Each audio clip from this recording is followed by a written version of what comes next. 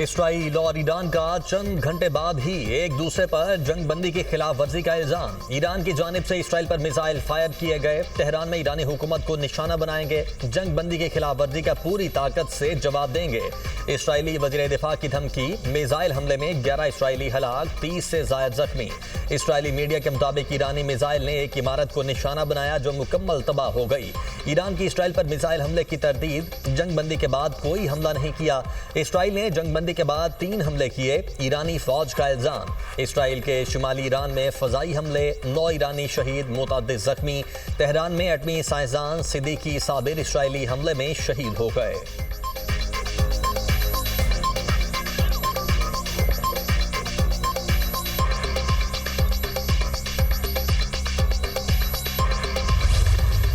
Israel और Iran के दरमियान 12 रोज बाद जंगबंदी।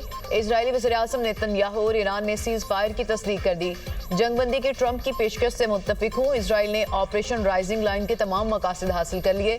ईरान के जौहरी और बैलिस्टिक मिसाइल्स के खतरे का खात्मा कर दिया। दर्जनों ईरानी हुकूमती और अस्करी अहदाफ तबाह किए गए। इसराइल कौमी सलामती पर कोई समझौता नहीं करेगा। ईरान ने पाकिस्तानी वक्त के मुताबिक सुबह 9 बजे जंगबंदी की।